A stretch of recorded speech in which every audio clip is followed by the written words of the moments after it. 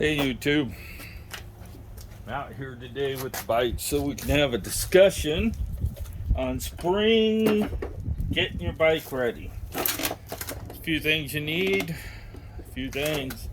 One of the things we're going to discuss is how to set the seat height. Okay, you're going to need a regular tape measure and a pen.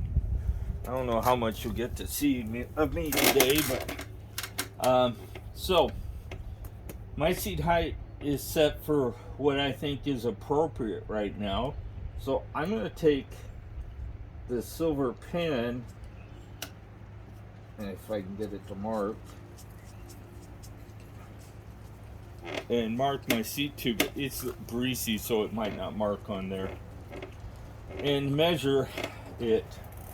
Okay, how I'm going to get this measurement is my inseam is about 30 inches. I take 80% of 30 inches and come up with 24. So from the top of my seat to here should be about 24 inches if it's set right. Now I haven't measured this recently. Well, we need to be the same angle as the seat tube, and right now I'm at 25 and a half. Now the reason it's higher than 24 is because I have my shoes on. When I did my inseam measurement, I did it without my shoes on. So if you have your seat tube marked, you know where to return the seat if you have to move it for any reason. Do not etch your seat tube. You'll create a weak spot and it may break there. So just use a pin. I have a silver pin, a silver metallic pin, and probably a metallic pin on a black is going to work the best. So we'll talk about checking things and making sure they're tight. Most of the stuff I've already did, but we'll go over it anyway. So the front one, I believe, front wheel is 14 inches. I mean a 14 millimeter. So we'll go 15. This is actually a special tool. It's actually 15. That's tight. Check both sides. That's tight. If you need to know the torque specs, they're in the manual. I don't have a torque wrench, and nor would I probably even use it if I did have it. So the next thing to check is going from front to back, is we want to check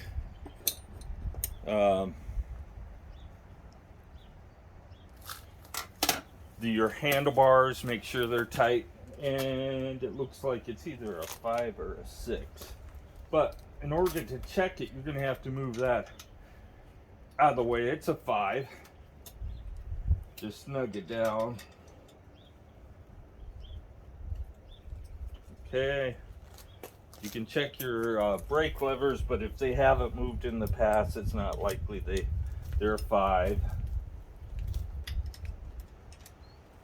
I know you're not going to be able to see everything real well up on top, but all the bolts that hold everything on the handlebars are 5 millimeter. So 5 millimeter Allen wrench. So let's go check this. We have a pinch bolt. Oh, I guess we don't have anything to check on this. It is actually a pin. You can take and unfold your handlebars, and if I'm correct, this is going to be a 6.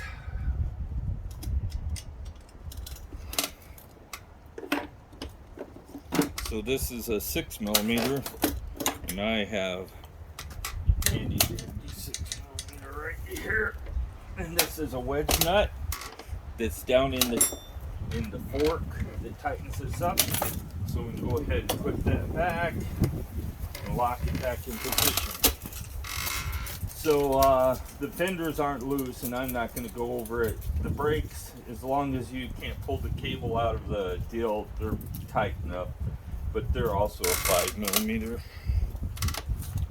The seat post is adjusted with this lever, and there's a little knob here. You can open this up and tighten up the knob and then reclamp.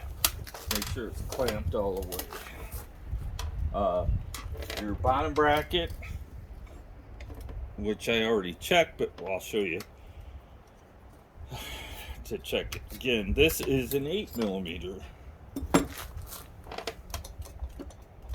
So you hold your paddles, and it don't take much to tighten it up. Don't over tighten it. It was kind of not really that tight, but the spindle wedges onto this deal, so the bolt was just to keep it from coming loose. So get yourself a good Allen wrench set, because you're going to need it eventually. I just went to like a department store and bought a complete set. Yeah, I think it goes from a gauge all the way to 10mm. There isn't anything on the bike that's a 10mm. Your kickstand, that looks like a 5.2, and it's tight.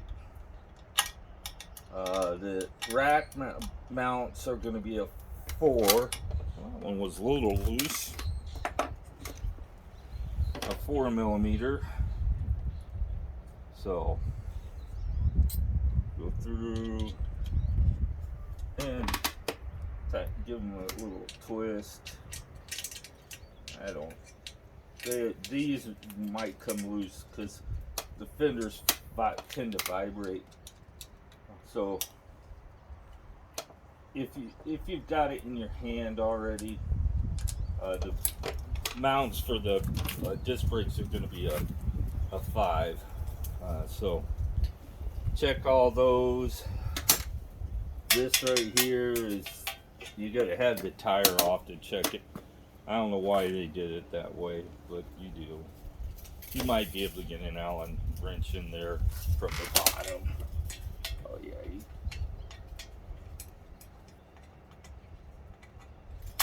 Yeah, you can. So, and that's going to be a 4. So you want to check the pedals, and likewise I've done this already. I have different pedals on my bike than what came on it.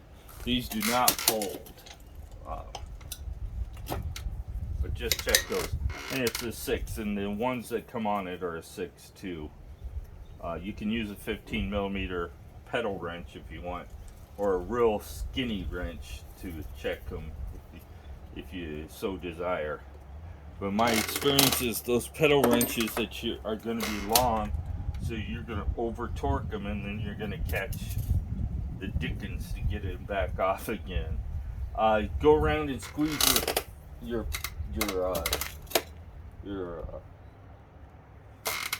spokes in pairs, and just make sure you don't have any really loose ones. This being a non-rim brake bike, it doesn't really they don't really have to be, the wheels don't have to be perfectly true. It's not going to affect much. The only time you're going to really notice it is if you get a hump in the tire, then the wheels can be out of round. But you can wipe off your bike. Like I said in previous videos, I use Pledge if I'm going to clean the bike.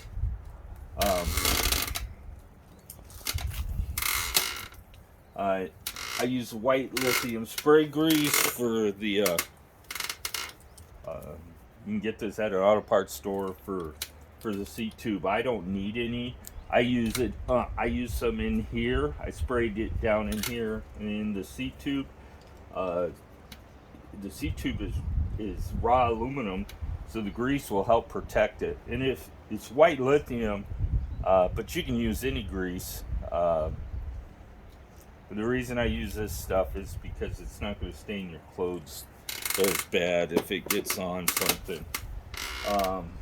And then you can wipe it off the top part of it. Grease, yeah, it attracts dirt, but it's just a necessary evil. The headset is held on by this clamping force of that, so you don't need to really worry about that. You can check your seat, because they do have a tendency to come loose. I believe it is a 14 millimeter, but it might be a 13. Let's try.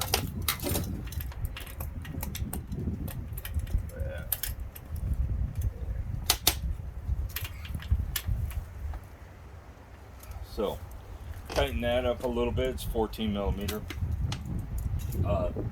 Most of these tools, this is a park tool. Most of the tools I have here are not park tools, but these are just no-name, inexpensive. You can buy park tools. If you're going to use, if it's a bicycle-specific park tool, then you probably should go with park, just for the simple reason is park tools are professional tools and they'll last you forever. This one right here, this park wrench is every bit of 25 years old.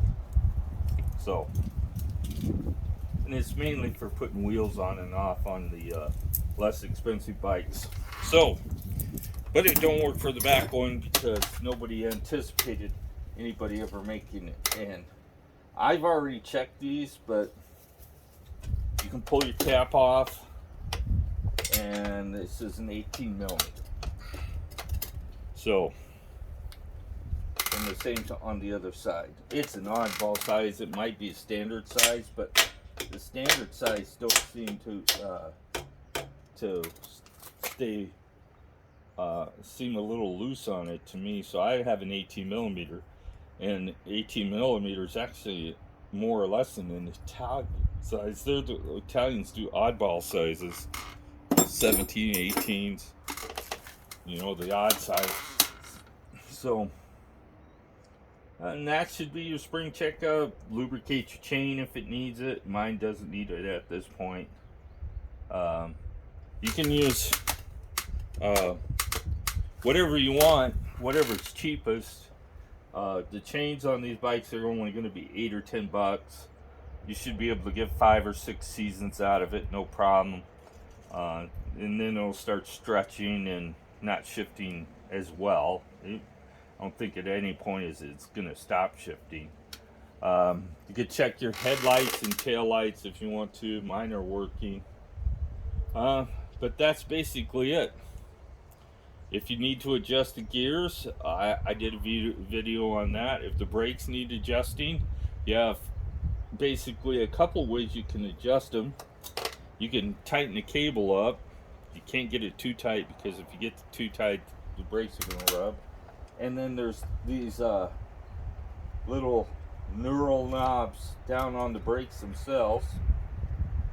And then up here, you have these adjusters up here. And as you can see, I've adjusted mine with them recently. But once you run out of adjustment on the bar, then you turn these all the way back in, and then you adjust the cable. The cable stretches, they're cheap cables. You can get cables that'll only stretch once, but at this point it's a lot of work to take these cables. You got to unwrap all this stuff. Yeah. And it's got a lot of cable housing too. So if you decide you want to replace the cable housing and the cables, you don't have to replace the cable housing to get the cable out. You just have to cut it off so it's flat, and then pull the cable out. Once you loosen up the cable, there's a little hook in here you can loosen that you'll be able to get the cable out with. So that's the basic check over. Uh, if you're getting any kind of noise, just add more grease to the spots. I said the seat posts on mine rattled quite a bit for a while, and I found out that it wasn't all the way mounted down on the seat post far enough. So check that. 14 millimeters. 14 millimeters for the front wheel, 18 for the back wheel, 6 millimeter for the pedals, 8 millimeter for the bottom bracket, 5 millimeter for all the handlebar stuff, and a 6 millimeter for this wedge bolt that's in here. The fender mounts are all 4 millimeter in the back, and that looks like a 5 millimeter in the front where it mounts to the fork. I wouldn't even worry about the disc on the wheels. They have Loctite on them, so they're gonna stay put. They're Loctited, all 6 bolts that hold that disc on. It ain't going nowhere. You could use Loctite on a bike, and a lot of manufacturers Loctite stuff, but if you need to adjust your clamp, I'm going to tell you this: the clamp shouldn't move once you lock it down. If it moves, then it isn't adjusted properly. If you get on the bike, go over a bump or something, and you see that clamp move, then it isn't adjusted properly. I have a video on adjusting this clamp. If it moves at all, adjust it tighter, because it shouldn't move. It should say clamped up against the frame. That's what that rubber stop is for. If you have problems getting this thing to stay in, the solution is you cut this little nipple off that's in here, because it has to go in that hole with the pin in the center of it, and getting it lined up is a pain in the butt. You could grease it up and hopefully do it, but you may have to make sure you use a dielectric grease so that you don't short out your battery. But in my case, all I did was cut the end of that nipple off, probably about an eighth of an inch or a quarter of an inch, and it stays put now if I put it in, if I remember to put it in. Simple fix. As you notice, like I said, I don't have any accessories on my bike other than the cell phone. That was mandated by my wife. And this is a real good mount. It clamps it. The day I hit the post and bent the crank bar, my phone didn't get any damage. It didn't touch the ground. The bike fell over, bounced around. I got bounced around, but the phone was perfect. And when you're rocking a phone that costs more than the bicycle, you want to protect it. So just keep that in mind. If you're buying a cell phone mount, don't get anything that moves around when the phone's mounted in it. You can clamp this hard enough with this to probably break the phone if you wanted to.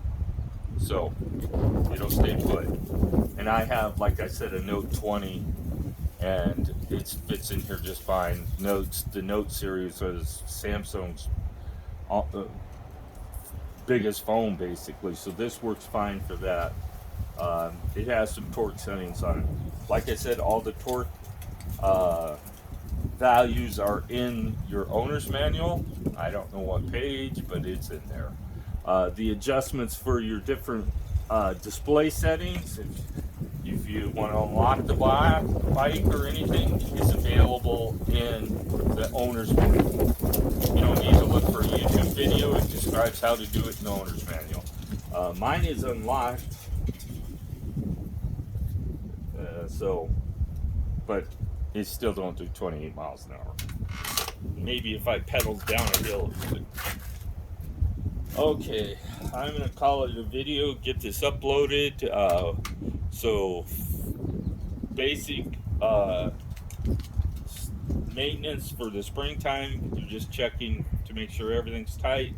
Check your air in your tires.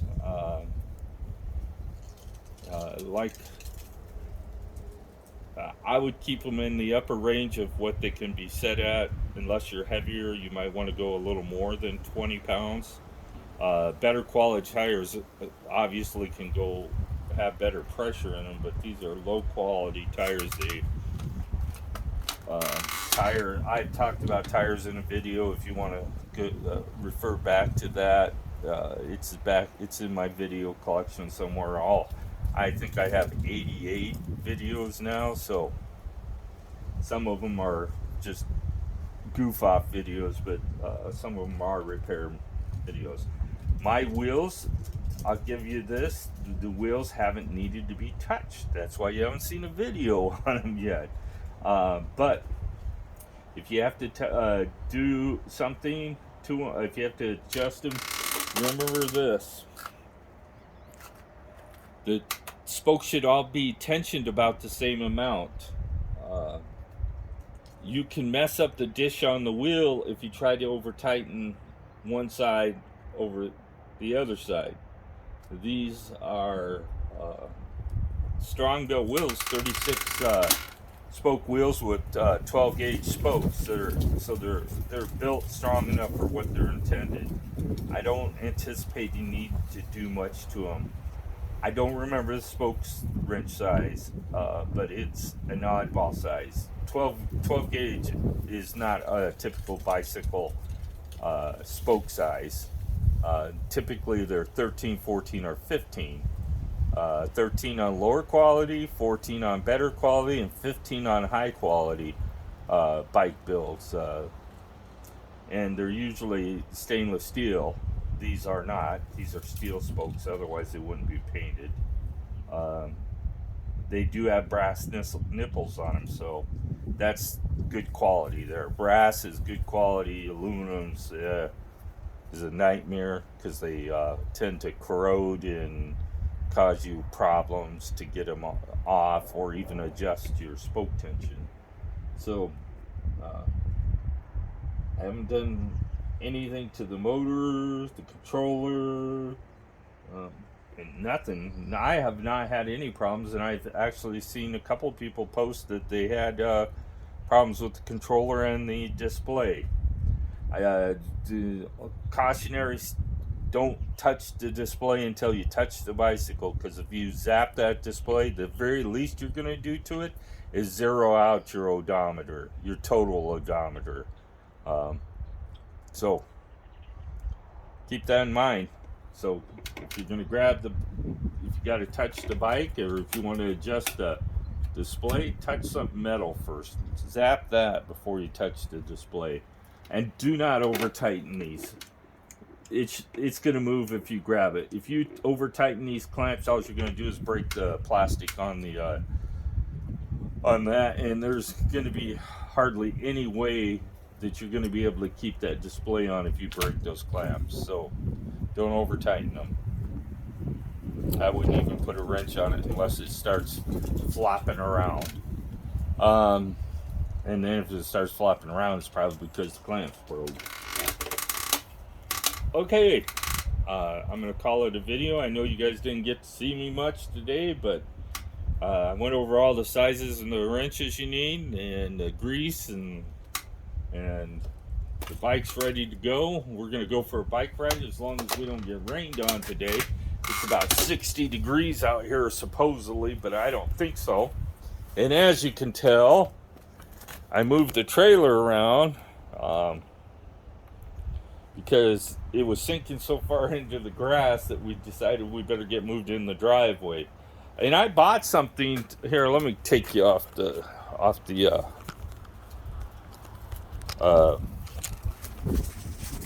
We bought this to move it around in our driveway because our driveway is so tight that to back it in here is not any fun. I got it in here the first time. I was like, yeah, this is a pain. So that was a pain. Wow, wild hair. It's a pain to get packed into the driveway straight, and it takes forever if you're doing it with the truck hooked up. So I bought that. It works good. You can hook a drill to it, or you can hand crank it, and you can put it exactly where you want it. So the trailer is pretty level, and my brother's coming soon to, we'll probably take it out on a camping trip here in the next couple of weeks. I know we're going in May for sure. I have to make reservations and get that done. Not too far, just somewhere local, hang out, get to know our camper and what we need to modify to make it more suitable for us, because you're not going to do that with it sitting in your driveway. You can't learn what you like and what you dislike until you get out there and actually use it. So I got to move the mailbox yet, and as I don't know if I can, I got to go buy a 4x4 short post, and I'm going to move it to the middle of the yard so that when I turn out of the driveway I don't have to worry about hitting the mailbox. And then if we decide to keep our house, we're going to pave all the way to the fence over there so we can put the trailer. We're going to cut this big blue spruce out of our front yard, and we're going to make a spot for us to put the trailer right there so that we have our full driveway. But we haven't decided if we're keeping the house or selling it. A lot of people make that mistake of selling their house and then finding out later on that that they can't do the full-time RVing thing because it's just too hard on them. But we'll wait and see.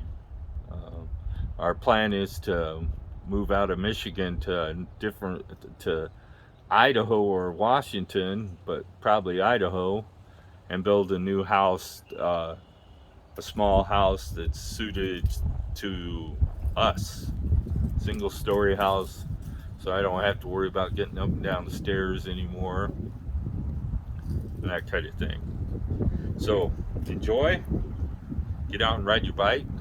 Don't let the weather deter you. A little bit of rain ain't gonna hurt you. A little bit of rain ain't gonna hurt the bike either. Maybe riding through a river would, but not a little rain. Have a great day.